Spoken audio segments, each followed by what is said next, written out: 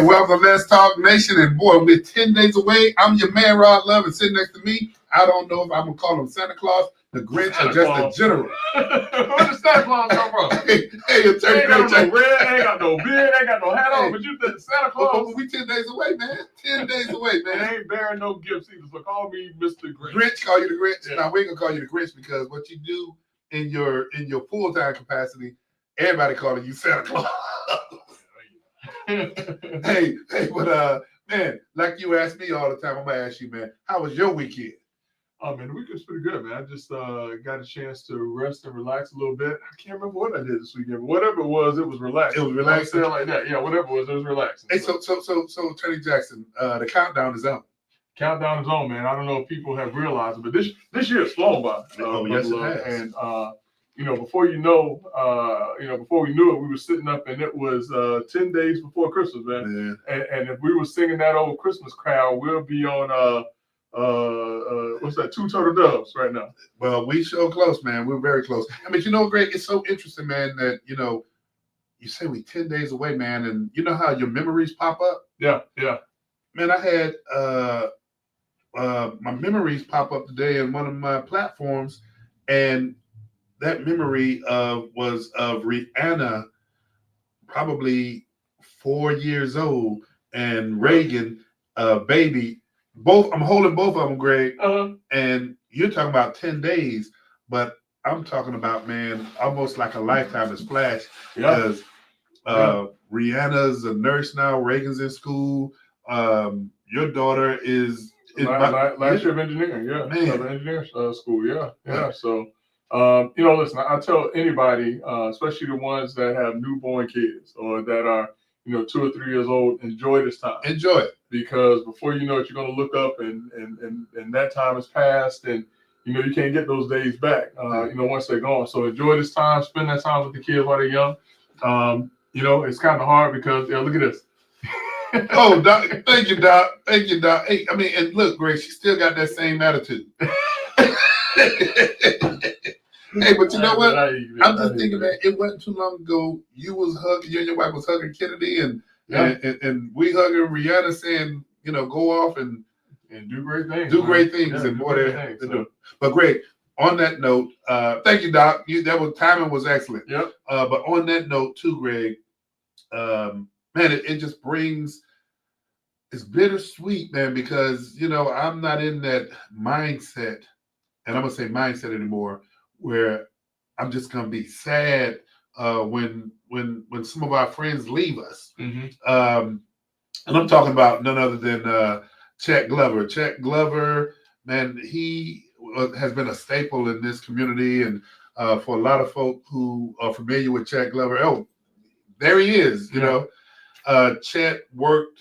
He was a congressional constituent services individual for 2 United States representatives. Corinne Brown, as well as Miss Dennis. Dennis, you're right. Former Congresswoman Dennis. That's right. Yeah. Also was a journalist writer for the Orlando Sentinel, and also I gotta say, man, Chet is the person who got you and I to become members of the Central Florida Association of Black Journalists. Yeah. No, listen, I mean, I just found, it much the same way as last week when we talked about the unfortunate passing of Miss March. This is just another week where we are talking about the loss of another giant in our community, someone who served our community. And, Mr. Glover, the last time I saw him, as always, had a smile on his face, a welcoming heart, and, the attitude of what can I do for you, similar like what we were saying about Miss March. And so, that is, definitely, a big loss to the community and to folks that he touched through his service as, wasn't a legislative aide, but what was he was a constituent, well, really in the form of a legislative aide at the federal level. Right. Yeah. So Chet was, and I got to tell this quick story too, Greg. Met Chet when I first moved to Central Florida 30-something years ago. Right. And we hit it off, man, good brother. And he said to me, hey, Rod, hey, man, I got to work on you a haberdasher.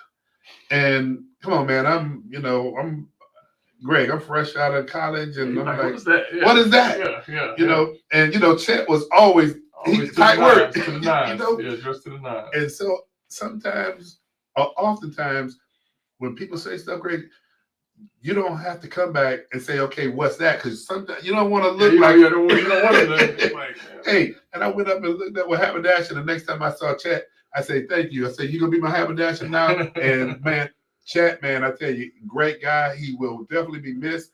And once again, to the Central Florida Association of Black Journalists, man, they do great work. It's one big family, and when I say family, it is a family, man. And so we want to extend our condolences to Chet's family, the Central Florida Association of Black Journalists. Our hearts will be with you.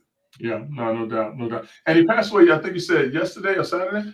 I believe it was Saturday or Sunday. I'm sorry, I don't know which one. Yeah, so I wonder, when they're having his services. Well, Tammy Fields, when I say that association is close knit, she let everybody know that they will make sure that we get the arrangements, man, so that we can show our respects to them. And so once we get that, we'll go ahead and put that out as well. Yeah, no doubt. Doc Black, what you got going on, man? Yeah, the Glovers, they started the sign business here in Orlando in 1973. I didn't know that. That's Tony. He wasn't from Orlando, was he? Huh? Chet, is he from Orlando? No, I don't believe Chet's from Orlando. I think he is, or his family. I know No, Glover Signs was over there on Washington Street. Hey, you talking about different Glovers, Doc? Am I? Yes, you Okay. talking about but yeah, man. Sure? They're not related? No. Okay. But yeah, we'll get that information out to everybody as soon as we get it. No doubt. So, but listen, though, Doc, now that we're on with the show, man, some other bad news. It's unfortunate that we have to talk about some things that are taking place in just this past weekend. Brown University experienced a tragedy. There was a shooter on the campus of Brown University. 2 students were shot and killed, which is unfortunate. I mean, it's unfortunate any time when someone goes off to school to want to learn and do great things. And as a matter of fact, the young lady, one of the young people that was shot and killed was, I think she was president of the Young Republicans on campus at Brown University. And there was a report that they had someone in custody, but apparently that person is no longer, well, it's just a person of interest. They released them. But then the other thing, too, that I thought was kind of interesting is Bondi Beach, Australia. Doc, I don't know if you heard about this. Yeah, man, I watched the video. Yeah, man, there was on Bondi Beach. Yeah, and that was wild. Yeah, right now there are 15 people who have been killed, 25 who are still hospitalized. But here's the thing: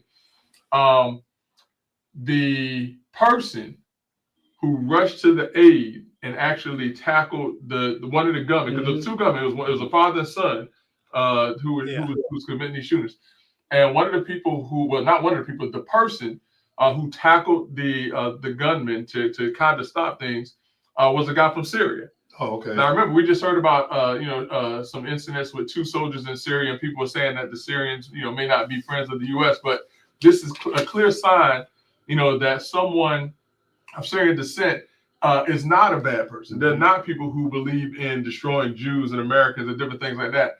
And it was interesting because the report is, and Doc, I don't know if you heard this, but the report is he was on the beach with his cousin, and he told his cousin to tell everybody, tell him that I died trying to be a hero because I'm not going to make it. And he went and he tackled this guy. That's the video. And took his gun. Yeah. And took his gun. Yeah. So, that right there, Rod asked me what I would have did with the gun, and I'd have shot him. As soon as I got that gun, so the fact that this guy put himself, kudos to him. He a hero. And he was shot twice himself in the arm and in the leg. Oh, was he? Yeah. So because the son was on this bridge and you saw the father get tackled by this guy. The son shot him in the arm and in the leg. Wow. So and he still took that. Yeah. So tragedy, unfortunately in Australia. But we saw the good and humanity Yeah. from what took place, and that someone literally risked their lives to save others. Other people. Yeah, to you're save right. others. So Yeah. Hey, I don't even know how to make a transition. And that's why we can't paint people with broad brushes. We talk about the left and the right, the red and the blue, and all of that.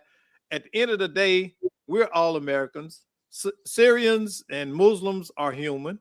yeah, And you know, they want what's best, like most people, for their families, for their communities. So we can't, you know, this always constant other thing needs to stop. listen, Doc. It's almost like when we were talking about, the cancel culture. Yeah. And people thinking that those who were speaking on canceling other people, that it was this big voice of Americans that wanted to cancel people who were exercising their right to speech.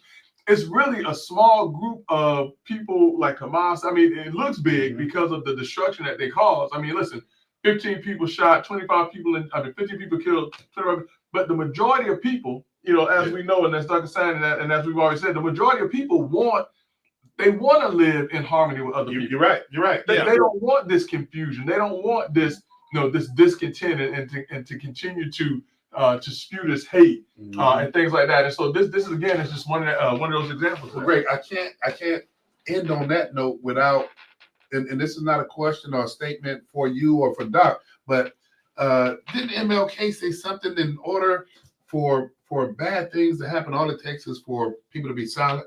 Good people to be quiet. Yeah. So Good people to be silent. But Greg, in terms of that, man, will you let everybody know who they listening to? Oh, listen, man. Yeah, we got right into it, man. But right now, they tuned in to Two the Most Simple with your boy, Central Florida, on Monday Night Podcast. Brother Love and Greg Jackson. And we got Doc Polite in this hat on. If you want to be a part of the night show, all you got to do is hit 407-921-6195. Again, that's 407-921-6195. And Brother Love, all they got to do is just tune in, and we're going to raise those IQs 15 to 20 points. And on some nights, Brother Love, 25 to 30. 25 to 30. So again, you want to be a part of the night show, all you got to do is hit that number, or just use your little Twitter fingers, get on Facebook, and you can join us here in this conversation. Doc Polite, Greg Jackson, Brother Love, and also Brother Armando every now and again. So Doc, Brother Love, let's get it on. Hey man, I love that transition, and from that, man, I want to go straight to Michigan. Oh, I want to go straight to Michigan. Yeah, listen, you talking about tragedy. Talking about tragedy. Great. How much is this brother? $30 million. It was a $30 million contract. So listen, you got to lay it out for people who have not heard. For people who have not heard, the Michigan coach has been highly successful. Michigan, was it last year before last, they won the championship? Yeah. And this African American coach, young coach, came 39. Took this program, has made it, has brought it back to the days of old when Michigan, Notre Dame, and Florida State, and all of these teams were like the cream of the crop in terms of football royalty. And so young guy had his whole life ahead of him, and in my opinion, he still has his life ahead of him. This is a little hiccup, but come to find out, he was actually having an inappropriate relationship with the staff member, a young lady who was on his staff. And apparently, the young lady wanted to call off the relationship or something like that because allegedly there was a pregnancy involved. He had taken her from being an assistant in the athletic department from making $50,000 a year to $90,000 a year. Was looking out for and didn't want to let the relationship go. And so because he would not let it go, she reported the relationship, reported him to Michigan, University of Michigan. And University of Michigan has a zero tolerance policy when it comes to relationships with staff members and different things like that. For obvious reasons, we saw some of this happen with Nestle. Yeah. Also with the Kiss Cam CEO. Those relationships just never really work out or pan out. And so she reported to Michigan, and Michigan that very day fired him on the spot. And they fired him for cause, which means that now that contract that he has, they can probably terminate that contract without any buyout whatsoever. Let me ask y'all, do y'all think that's right? That an employee is able to do that? Yeah. Why? Hang on. That employee, you say employee? Employer is able to dictate personal interaction like that. Yeah, Because what happens is, number one, they know about it before they agree to sign that contract. This is a contractual relationship, a contractual agreement that they agree not to violate the policies of an institution, employer, or things like that. And that's a part of what the institute says. You cannot have these types of relationships with others. But now the other reason why it works is because if you don't address these situations, what happens is you have unfair treatment. You have people who may be targeted, people who may become victims through sexual assault and sexual abuse because someone of power thinks that they can just go and start these relationships, promise somebody something, bring them on like he did with this young lady from $50,000 to $90,000 in 1 year is a lot of money. Now he controls her life and her destiny and her well-being. But what does that do to the other employees? Think about that. Correct. Disparity from the standpoint, and Greg, you know this better than anybody else. The litigious issues that take place when you got somebody that's far more qualified than this individual, but yet she went from 58,000 to 90,000, and they gave a time span in there that was also something that made people raise their eyebrows. Right. And then the other thing too is that the perception. Do you want someone who's married with a young family, young kids, who is out there having these types of relationships? And then here's the other thing too, though, Doc. Turns out this young lady may not have been the only one. Turns out that in addition to this young lady, and more information is coming out, there's been some conflicting stories on this, but apparently after he won the national championship, he reached out to a couple of OnlyFans models. Yeah, and reaching out to the OnlyFans models, he basically said, "Hey, listen, I'll give you all season tickets to the game if we can all link up and have some fun." Quid pro quo, huh? Yeah. So universities, they have to watch this because now you're now linked to what this person is doing, and do you want that? Do you want to be tagged with these types of? So I have a question for you and Doc because the talking heads over the weekend. Oh wait, we ain't finished yet though. Okay, go ahead. So we ain't finished yet. So he was fired immediately by Michigan. Now, instead of licking his wounds, going to the house, whatever, he went to the girlfriend's house. Went to the girlfriend's house. Did he break in or he charged in? Well, it break in, charge in, something happened, but he got into the house and she didn't want him there. Yeah. And he grabbed 2 knives. Now, apparently he said he was going to hurt himself. There's some allegations that he was going to harm her. But he was arrested the same day that he was fired at the girlfriend's house for assault and for threatening her, bodily harm to her as well. And so he's been placed in jail. Or he may be out now. He's out now. Yeah, but he was in there for a couple of days. Yeah. Now, here's the thing. Now, this guy was on a $30 million contract. He was on a $25,000 or $250,000 bond, and he had to sit in jail because they didn't have the money to pay it outright. So that tells you a little something. This is a this is a recurring story. Yeah. If we think about the over the years, how many people have been destroyed, or not destroyed, but have destroyed themselves through actions like this. But here's the question I got for you and Greg. I mean, all the talking heads, that's all that took place when this happened. You go look at Stephen A. Smith, you look at all these talking heads, and one of the biggest questions that's being put out there right now is this, and y'all tell me what y'all think about it. It's being said that, man, this guy really made an impact with Michigan. Yeah. His bona fides spoke for themselves. But now the big question is, how long will it ever be before somebody that looked like him ever occupy that seat again? And I don't know, man. I think when you have that talent, it has to shine. But then you look at these contracts. Lane Kiffin, $90 million with a $15 million coaches pool. You're looking at these deals that's being made. And who else are you seeing? Now, is that fair? Because you got to look at Urban Myers. But when you say is it fair, what do you mean? Is it fair? What do you mean? Is it fair? No. Because do we have the same expectation of this young man as Urban Myers?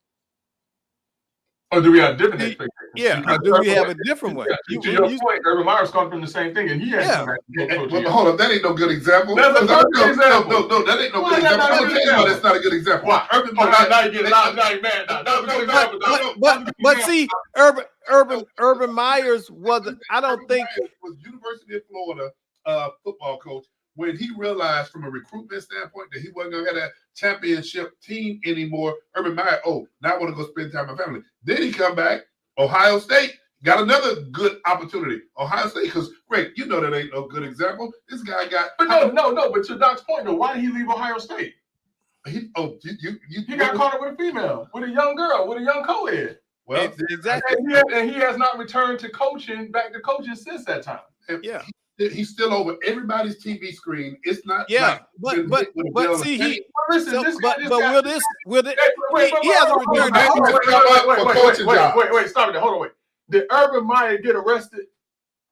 No. Did Urban Meyer go to the girlfriend house and threaten her and pull out knives and stuff? No. Did Urban Meyer have a young wife with 3 young kids? You're right. Yeah, he had a wife. Didn't he have a wife? Yeah. So no, but Greg is right.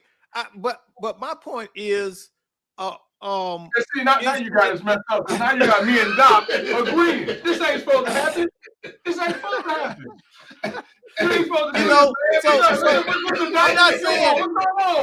I'm not saying he. I'm asking, is he going to be totally out of football? Will he get blackballed? Because they didn't blackball Urban Meyer totally from football because he's been a commentator. He's been a commentator. I hear what you're saying. I hear what you're saying. You're saying this guy. Yeah, but Greg got a point. He didn't do it to the level that this guy did. I didn't throw it. That dude got arrested. Okay. But look. The other kind of, it's controversial, but a lot of people on social media are talking about, this is what you get for messing with, a Becky. But listen, his wife. I mean, his wife white. That's his preference. Yeah. So but the guy's nuclear right now. But here's the thing. It just happened 3 days ago. Mm-hmm. We can't compare him to Urban Meyer just yet because he hasn't gone through his healing process. How does he come back from this? That's the question. Is he gonna pull and listen? Is he gonna pull an Andrew Gillum on us and go even crazy? Is he gonna do that? Or is he going to heal from this? I like what you're saying in terms of. He's gonna go Kwame Kilpatrick. Man? No, Kwame. You're right. I don't think he will because he didn't have the level of resume that an Urban Myers had. Well, but let me say this. You talk about level of resume, and Greg, you chime in on this too. Here's the part that I think will make or break him when you talk about a return. Who's going to step up from the coaching league? Because you got to have a name, and I'm specifically talking about surrogates. Who's his mentor? Yeah, who's his mentor? Yeah. What guys are going to sit back and say, "Hey, man, everybody makes mistakes, but the one you made is like really bad. But hey, we're going to help you in your redemption." I think it's going to be some coaches that rally around him. But time has to pass. They're not going to do it now. Not openly. Oh, you're right. And I don't think they can. But I think that you're going to have. I think an Urban Meyer will come around this guy. You think so? Yeah, I think that a Nick Saban will rally around this guy. I think that on the professional ranks, I think that a Tomlin will rally around this guy. Maybe not publicly and out loud, but they will rally around this guy and say, "Listen, this is high profile. Everybody makes mistakes. You got to learn from this. You got to move past it and tell your story beyond today." Hey, for those of you who are tuned into the show, hey, dial in and let us know what your thoughts about this. Area code 407-921-6195. Why do so many men get in this predicament? Come on, man. You know why. I mean, we see it happen time after time after time. What is it that we're as men in America that not in America, men in general. It's wild to me. It is wild. Listen, this man is in a high-profile position. Listen, this is Bill Clinton and Monica Lewinsky. I mean, out of all the people that Bill Clinton could have slept with, why Monica Lewinsky? I'll give you close proximity. Okay. Probably somebody that listened to him when nobody else would listen to him. It probably has some stuff going on at home because his wife isn't excited about the wins as she is, and they connect and they click, and the next thing you know, he done kissed on the cheek, and then they holding hands on the back of the butt. I mean, it can be anything. Yeah. But okay, so it happens now. Not. I had some women, but I ain't never had no $30 million woman. Hey, because that's the price you pay. Hey, don't touch yourself either, Doc. That's the don't price. touch yourself, man. That's the price I don't want to pay. be tested. I ain't gonna lie, I don't want to be tested. Hey, that's the price you pay. So now, hey, I don't know. Now to make me lose 30 mil. Let's see what the reason. But let's see what the road to redemption is going to look like. That's going to be. That's what's really and truly going to tell. And then at what level? At what level? You know. Where does he come I don't think he'll be able to go back to college for a while. He'll probably get on the staff with a pro team. You know what, Greg? It's gonna be hard. I mean, a period of time is gonna have to take place because right now you got all these groups that would come out. I mean, any team that picked this guy up in the next year or so, the first thing that's gonna be hit, you're gonna have these different groups come out. Look at aside from the pros. Remember, look at Jonathan Major. They still dinging him. He just lost the part. He was supposed to play Dennis Rodman. Oh yeah, Jonathan Major. And now look, yeah. I was just thinking about yeah. And so you know, I don't know to what degree Jonathan Major should be blackballed that much. Hey, but you know what? When we talk about road to redemption and all that good old stuff, there's one piece that I don't want us to leave out, and we're going to bring that up at the end of the show. So I want to talk about this Polk County piece too, with these young men. It was about 8 of them, Greg. 8, and all these. You heard about this, Doc? These kids came from. They came from. You heard about this? About the teenagers arrested in Polk County? No. But first off, they didn't realize they were in the wrong county to mess around. What is a soccer team or something like that? Football team. Yeah. Football team. Yeah, somebody tell them that they were in Polk County with Grady Judd. But go ahead, Don. Okay, so the kids were here from Philly. Mm-hmm. They were playing a team. Greg, I don't know. Were they from Polk County? The team that they were playing? I don't know. But they were there to play this championship game. These kids Uber to like a mall or Sporting Goods. Okay, Sporting Goods place. And Doc, they went and they started, 8 of them, started stuffing their pockets with stuff, stealing. And what happened? Grady Judd arrested each and every one of them, but then they called the coach. And this is the amazing part right here that I'm still baffled by the coach's response to this. They called the coach, and the coach tried to ask law enforcement to look the other way to let these kids go. And once that didn't happen, then the coach started saying, you guys don't have anything else better to do with your time. And to me, if I'm one of those kids' parents, 1, the lack of supervision. Yeah. 2, when you look at, and Greg, let me just say this. I think law enforcement did their job. They did their job. That coach should have been there saying to those players, this is the kind of stuff that you get yourself in, but I still got a question about the supervision of those kids catching Ubers to this location and doing what they did. Great.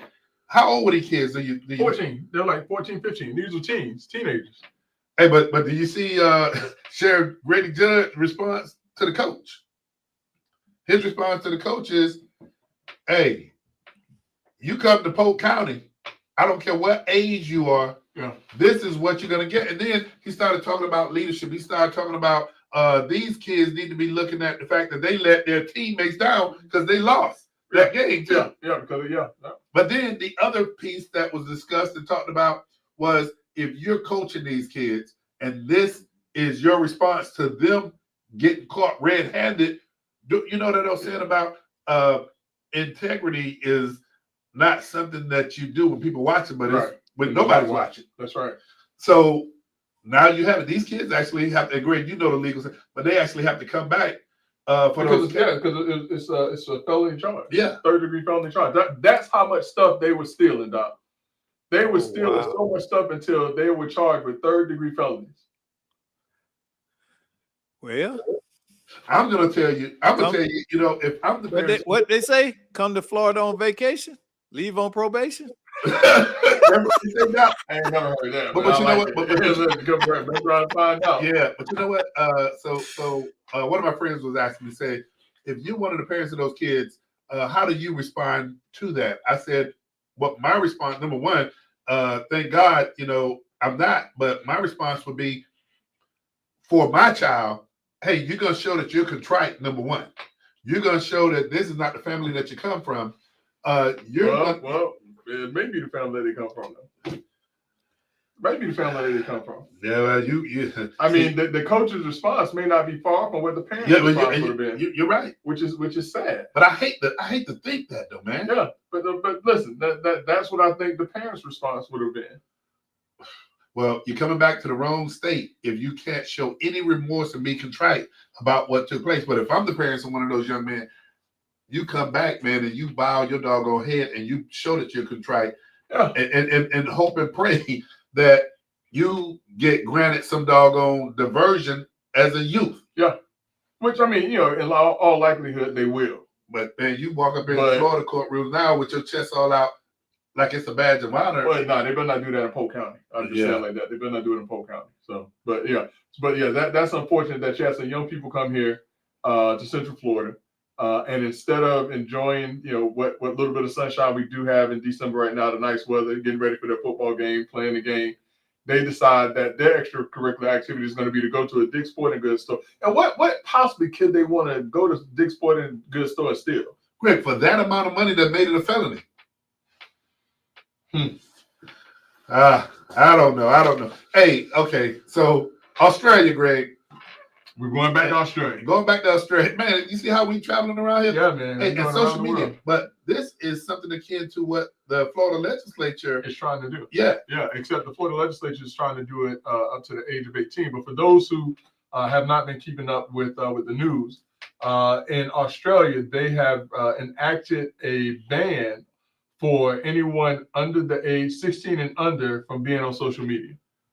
Part of the reason that they're saying is that social media is being used to harm young people through bullying actions, through exploitation, through sex trafficking, and different things like that. Remember, in Apopka, there was a young girl who met somebody on social media, and he abducted the girl for a short period of time. Okay, yeah, I remember that. And so these older guys, these scumbags, are meeting young girls online, getting them to come out of their homes or meeting places, and sometimes these girls disappear.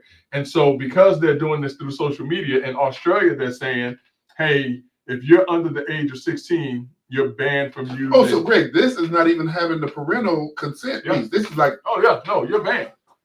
Yeah. So with that being said, when you take into consideration how much revenue these platforms such as TikTok and all those are making from these younger kids, how do you think that's going to go in Australia? I mean, listen, Australia, I'm sure they've thought this through. I think that they believe that it's more important to keep their young people safe than it is to generate revenue for social media companies. They have to, if social media companies would have just taken responsibility for the platform that they have created that allows certain things to happen. I mean, I remember just over in Polk County, maybe like 10, 15 years ago, a young girl was bullied on social media and she committed suicide. How many times have you heard about that's happened numerous times? Yeah, I'm not going to say how many times have you heard about people on social media being bullied? Look at what happened. What's happening with that clown here, Papa Mole? He's bullying people. He is slandering people on social media, and social media does nothing to protect its users. So, really and truly, I think that social media should be held accountable for certain actions of individuals when they're made aware of it if they don't stop it from happening. The discussion is that government/legislation has not caught up to social media platforms as of yet. And then, Greg, you look at how large and wide in the revenue spans of social media have litigation been successful against social media as of yet that you know about? Well, I mean, no, because at this juncture, the federal law somewhat protects social media companies because they're saying that there's really no nexus between the actions of the individual users and social media. But I disagree. I think that they've created this space. And when you create a space or create a structure, that you are responsible for keeping that space reasonably maintained within a reasonably safe. Well, couldn't the idea or the concept of a harmful product? Yeah, that's what I'm saying. That's what Yeah. I'm saying. But listen, because it's proven that it is harm. It has harm. Very harm, especially when they're made aware of it and they know about it. I mean, they can literally put algorithms into the social media platforms, so if you say certain words or certain patterns of words go into place, that they can flag that. So you can't tell me that they can't do it. But now you know who does it. I'm gonna tell you who does a good job. Who? Facebook? TikTok. Oh, TikTok. Yeah. Oh, you can't mess around on TikTok. Because I've been noticing how you can't say certain words. Yeah. And if you say certain words on TikTok, they will. Yeah, but on TikTok, Facebook track you everywhere. I can look on my phone, and then come to my desktop, and what I search for on my phone is now coming in my feed on my Facebook. Yeah, but they may be following you, but are they protecting you if someone says something that's too much? What they're doing is that app on your phone is following you around in your search. It's looking at the cookies. Well, no, I'm not even talking about that part. What I'm talking about is if someone says something derogatory or offensive towards you, Facebook isn't flagging that; they're just following you. TikTok, literally, like when I'm doing my TikTok stuff and I get comments, they will send me a message to say someone has made an offensive comment. Do you want us to stop this from happening? Literally. See, I don't even get that. Yeah. Listen, you know me. But you know what? I get at them, so I get at them. You know, there's a lot of technology out there, Greg. Is there one that? Well, I'm sure it's one that could actually do that. Of course. They listen. These social media companies have brilliant individuals where they can flag words and patterns of words. If certain words are put together a certain way, they know that is an indication that this is a threat. I've said it 1,000 times, and I'll say it again here, that if individuals were held accountable for the level of defamation that they say about folk, you would hear less of it. And the key word is this: if they were held accountable, because and Greg, you the lawyer here, there's a fine line in defamation and slander versus saying something true about somebody, just the fact that they don't like it and don't sound pretty. We need a wolf ticket law. A wolf ticket law, Doc? Yep. If you sell wolf ticket, I can sell ass whoopings. Yeah. You selling the wolf tickets. Yeah. You start selling the wolf tickets. Yeah. But I mean, like I said, I've seen firsthand people get on social media platforms that spew false information, slanderous information, information that places individuals in a false light. And you can report that to a social media platform, and you can provide them with proof that this isn't true. And certain social media platforms, i.e. Facebook, will do zero about it. Zero about it. And so that's why I think that, yes, absolutely. If they're not going to protect these young people on these platforms, they should not benefit from having. Listen, all of them are like that. That's like, okay. Exactly. Do you know that you have no recourse against about 90% of the companies online?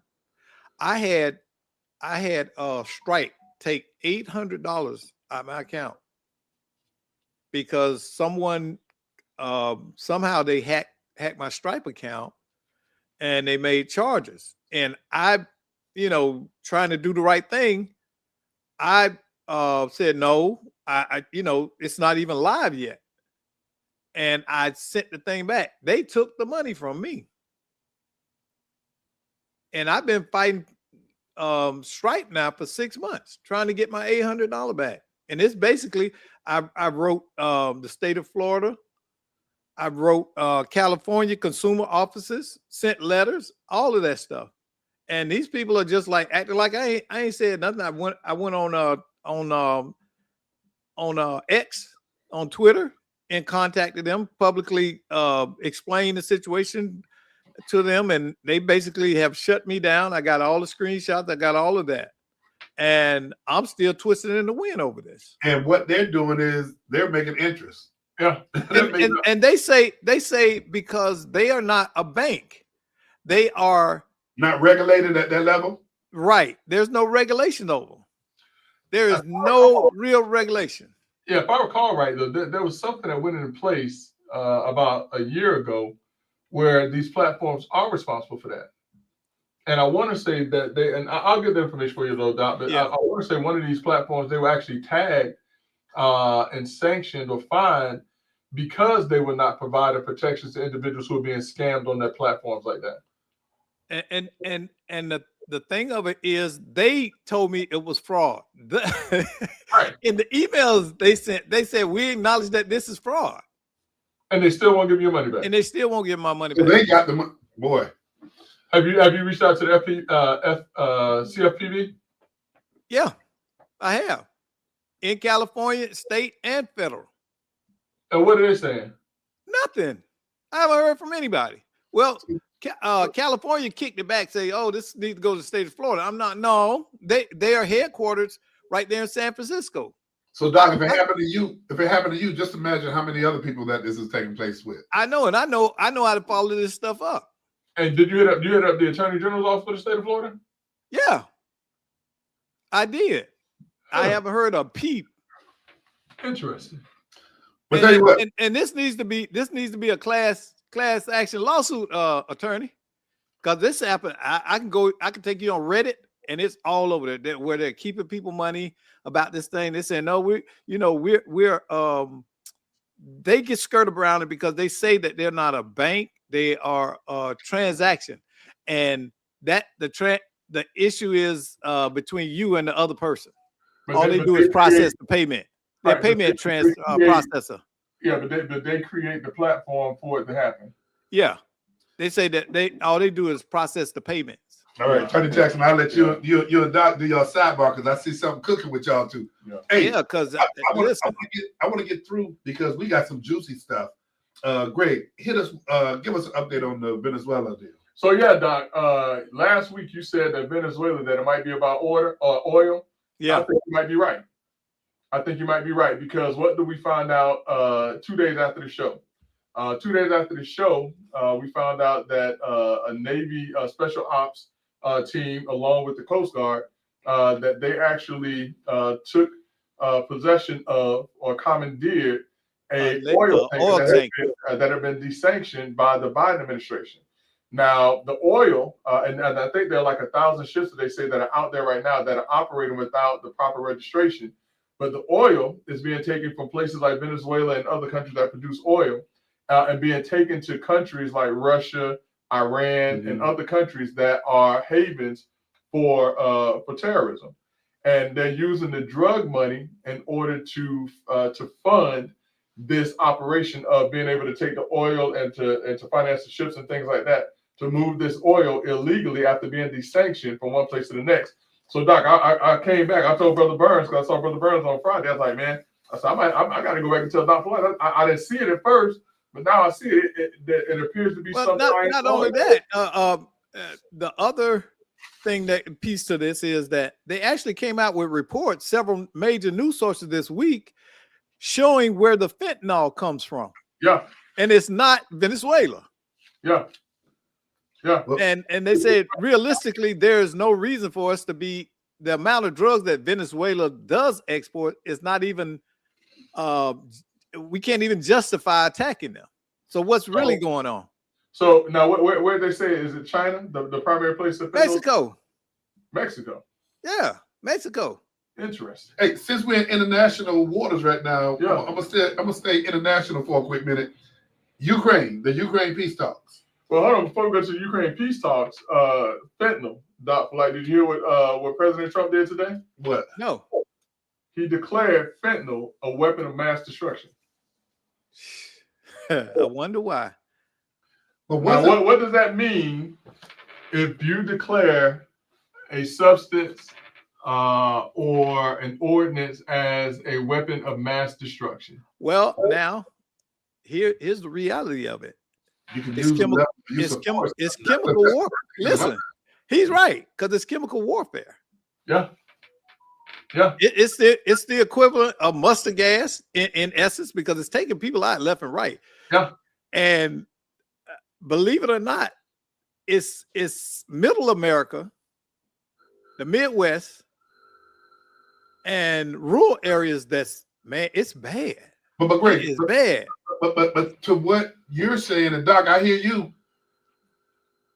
does this put us in a situation or position to where you can justify a higher level of use of force to address it? And not only use of force, but going outside into the areas where it needs to be done. Compare this is what I want to do.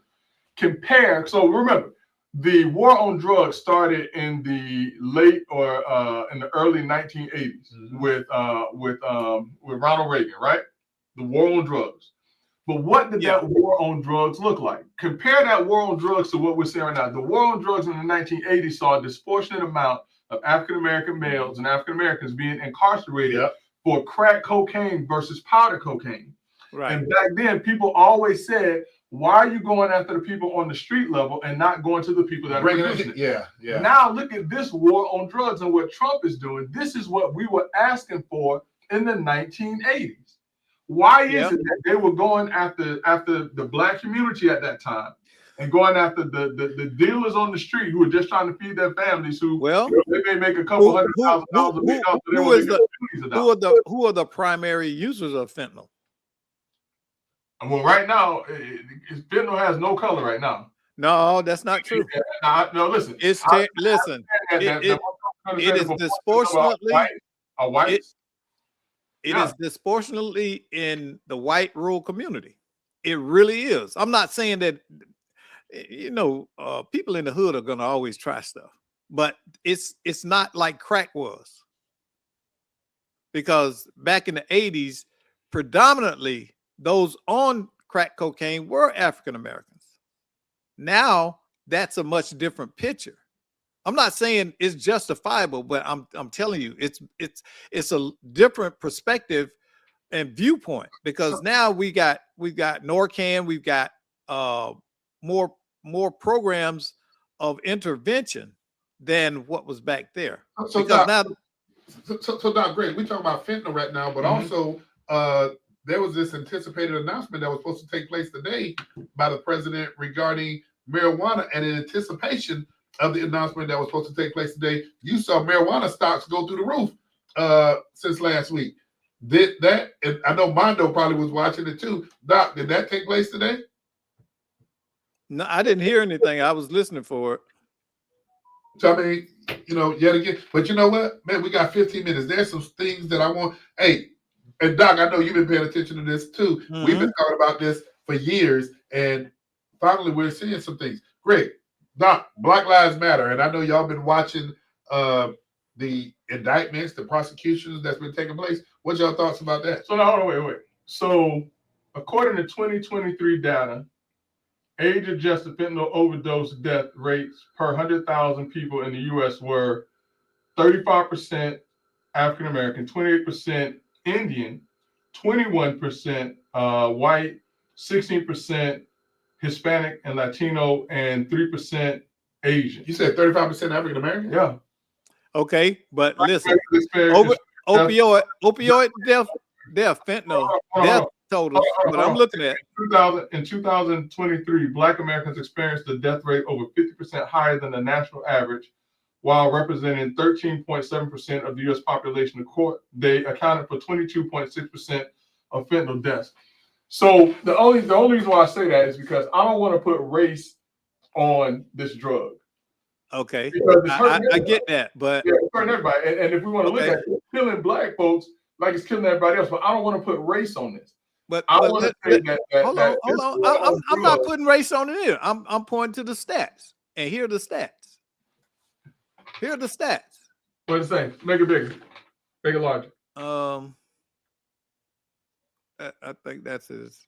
What is that? Hold on a second. Who is KFF? I don't even know what no KFF is. Who is KFF? That is the independent source for health policy research. From who? Who? You got to give me more data on that. This is for 2023. All right, but I'm looking at it. But here the opioid death. This is in 2023.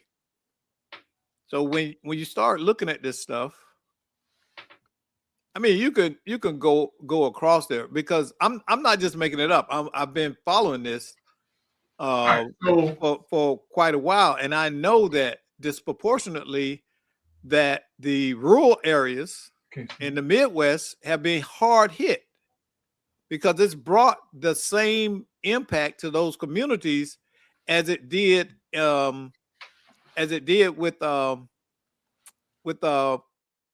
crack. It's basically the same thing has happened. Right. Where you have those communities that are just getting beat up. So when you talk about rural America, I'm saying like the Midwest, like Missouri, Ohio. No, I got that. But when you talk about that, what population in those rural areas are we talking about? I'm talking about whites. I'm not talking about race. I'm talking about numbers now. I'm not talking about. So that's what I'm saying. I don't want to put race. I don't want to put because fentanyl is a bad thing all the way around. I get what you're saying, but I'm saying that it's a different people that use that. But I'm confused. Yeah, I don't think it's different people. I mean, black folks, I think it is. Indians using it, Asians using it. Yeah, but I'm saying. So that's what I'm saying. To me, I don't care. I don't care about the race of anybody who's using this drug. It's a danger. I mean, yeah, it's dangerous. I don't care what race. I don't care what age.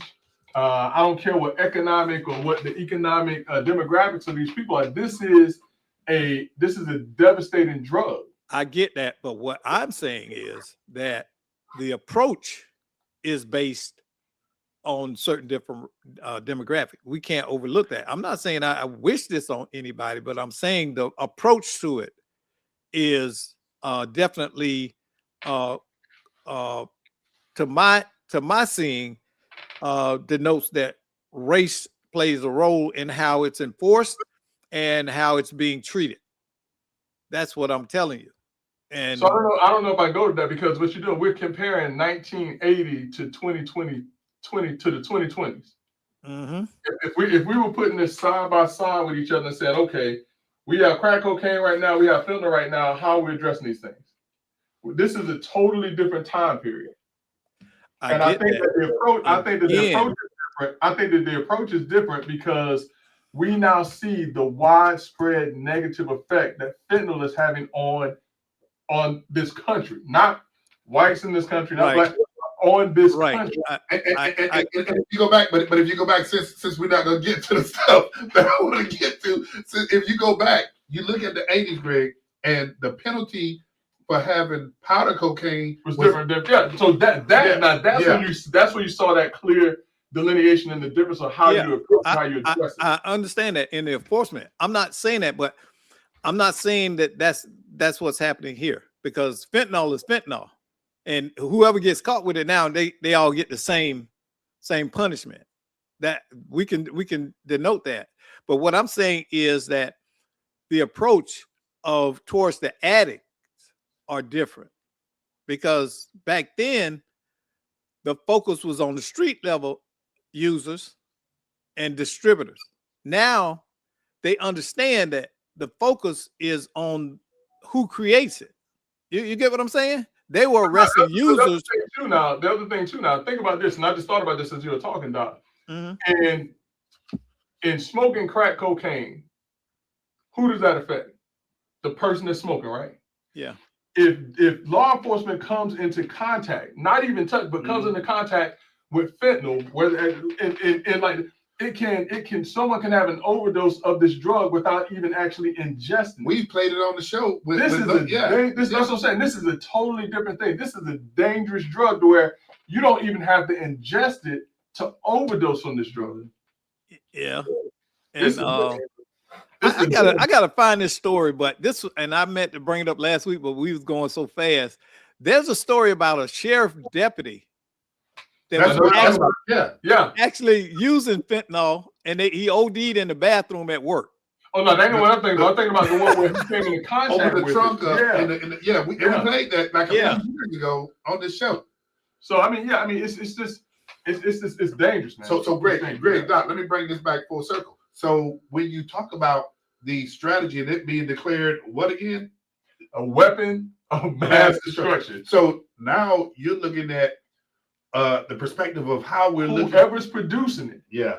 is an you enemy. can go in and you can attack or whatever. Yeah. Because remember that was the thing about Bush with the weapons of mass destruction that was never found. Yeah. Yeah, we got 5 minutes now. We got to talk about Diddy this week. No. I wanted to push y'all. Y'all kept pushing back. No. We got to talk about the Diddy thing now. We're not gonna rush through the reckoning. This Diddy thing off the table. Hey, what you want to do, brother? We only got a few minutes left. What you Let's wanna address Okay. Black Lives Matter, because this is All right. You're the ringmaster. You the ringmaster. Black Lives Matter. Hey, you the ringmaster. No. So Black Lives Matter. We've talked about it for years now. Man. We talked about the fact that a lot of those. Remember when we went back and I think this was in the George Floyd area where corporate America committed $50 billion, and then we did a show a few years ago. At that point in time, there was only approximately what was it, Greg? 200 million probably. Yeah. That was committed. Yeah. That was actually real money. Yeah. Hey, where's the rest of that $50 billion? That's number one. But number two, now you're seeing a lot of what took place with the sympathy, the empathy of people who donated to Black Lives Matter. I mean, don't get me wrong. I believe that when everybody started listening to this message was about bringing attention to some things when you talk about bias, disparity, and things of that nature. But then look at what took place with this effort. So in Oklahoma, the leader of Black Lives Matter, Tashella Dickerson, age 52, was embezzled and accused of spending millions of grant dollars on international travel, groceries, and personal real estate after taking over the civil rights movement in Oklahoma in 2016. She was indicted on 20 counts, Doc. 20 counts of wire fraud, 5 counts of money laundering on December. 3 million. Yeah. And so, Black Lives Matter, for what it's worth, had the potential to do some great things and to mobilize young people during a time when young people were looking for their voice and had found their voice. If you ask me, they found their voice in Black Lives Matter. Black Lives Matter to me was akin to the civil rights movement and what Malcolm X was doing, what Huey Newton was doing, what Bobby Seals was doing, what Martin Luther King was doing in bringing attention to the disparate treatment of African Americans in this day and age. And you had leaders who squandered that. They weren't leaders. Well, leaders of organizations. I'm not saying they're leaders, but they were opportunists. Yeah. Through this affiliate, it's proposed that they drew down maybe $5-6 million in donation, but overall, Black Lives Matter nationally supposedly accepted maybe $90 to $100 million. Yeah. And this think about the Black Lives Matter leader in New Jersey that we talked about not too long ago. Yeah. And think about, all of them have been accused of buying houses and using those funds for their own personal gain. I don't know what it is about people having no moral center or moral framework, but they just don't seem to have it. I mean, and this is not a new phenomenon, but it certainly has gotten worse where people are willing to do this kind of stuff. And it seems to be that we're not punishing folks for doing it. Listen, compare that to, all right, I want y'all to think about this, the real leaders of the movement, all right? Compare that to Martin Luther King Jr., compare that to Malcolm X, compare that to Medgar Evers, compare that to Bobby Seale. They were basically functioning in poverty. Yeah, you're right. Yeah. These real major leaders of the civil rights movement, when African Americans were really, listen, we had a couple of instances, but this is where it was a systemic issue of African Americans being killed, being wrongfully prosecuted, and things like that. And these leaders who went out and traveled and gave their lives for others were living in poverty. You're right. But then you have people that's taking this money and living high on the hog. And then you had the opportunists come along right after that generation. But the way the temperature continued to rise on this thing is when the faith community was looked upon, and people were saying, "Well, shoot, Black Lives Matter has collected all this money, and you're still complaining, saying there's been nothing that's taken place in the Black community." Right. And the churches started saying, "We didn't get none of this money." Right.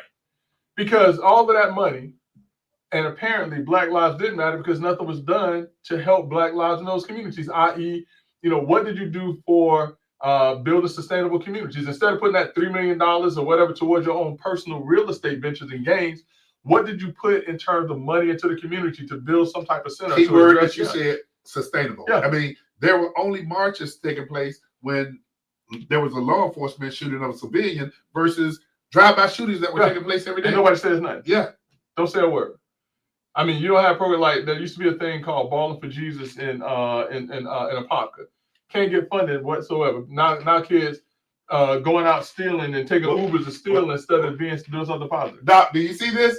This is what you usually do. See, now he gonna get me on my doggone high horse, and I'm not gonna do it. We got 1 minute left. Hey Doc, your buddy got disbarred too, man. Who? Oh, Biden. Hunter Biden got disbarred by Connecticut, man. Who? Hunter Biden. He said your buddy. Your boy. Who? Hunter Biden. Y'all just be giving me boys. Man, Dammy and Hey, he said that one in on you, Doc. I'm not a Biden fan. Yeah, man, your boy Hunter Biden got disbarred today. He got disbarred, man. Yeah, shoot. Yeah. Hey, on that note, I ain't gonna let him do you like that, Doc. On that note, I'm gonna tell. I ain't say they ain't my boy. I mean, hey, Doc, I ain't gonna let him do you like that. I'm gonna tell the general, man, you don't have to go home, but you gotta get out of here. Until next week on Let's Talk Nation. Hey, Jordan, and y'all go watch the Diddy document. See what I'm talking about. All right, Doc.